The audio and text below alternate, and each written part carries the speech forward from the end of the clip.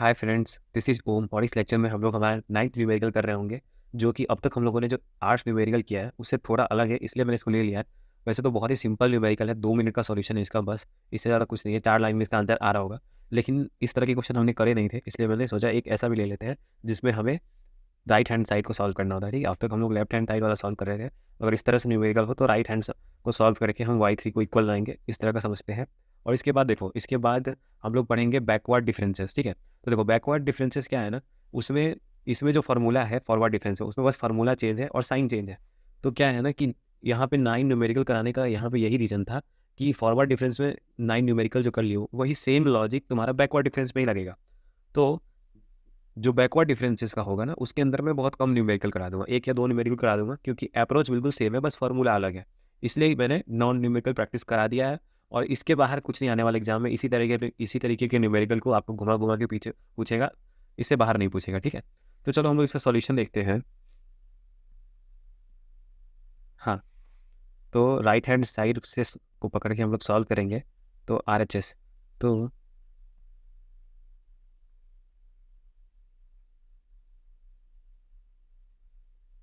y1 plus del square y0 plus del cube y0। अब तक तो बहुत लोगों को पता भी चल गया होगा कि हम लोग क्या करने वाले हैं, क्योंकि टॉपिक ही काफ़ी इजी है, तो इसमें ज़्यादा दिमाग हमें लगाना नहीं है।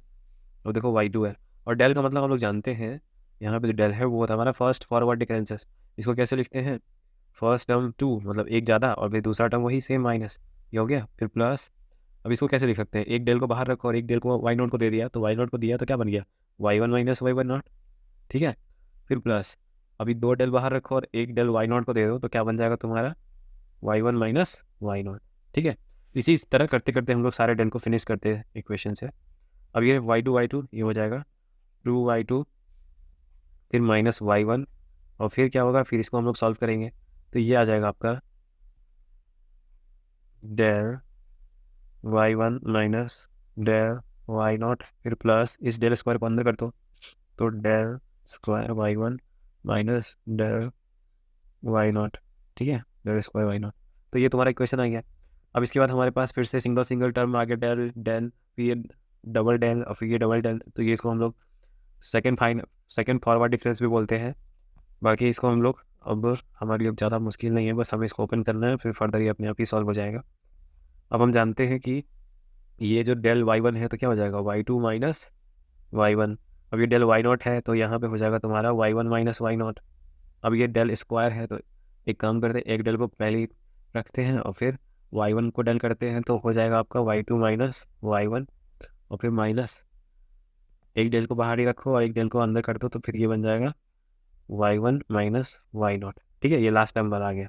अब इसके बाद फिर से एक बार इन दोनों डेल को अंदर मल्टीप्लाई करके ओपन करेंगे। ठीक है, तो इसको करने के बाद आपका क्या आएगा equation, 2y2 minus y1 plus y2, ये माइनस को भी अंदर सबको मल्टीप्लाई कर रहा हूँ मैं, एक बार मैं अब इक्वेशन लिख रहा हूँ क्योंकि बहुत सिंपल है।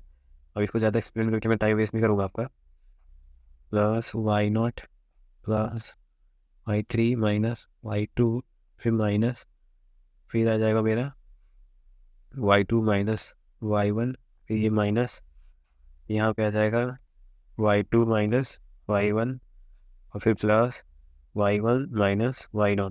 ठीक है, अब अगर ध्यान से देखो तो तुम्हारा क्या क्या कट रहा है इसमें, एक तो y0 कट रहा है, एक 2, और यहाँ दूसरा 2 से कैंसिल हो रहा है। उसके बाद यहाँ पे y1 भी कैंसिल हो रहा है y1 से।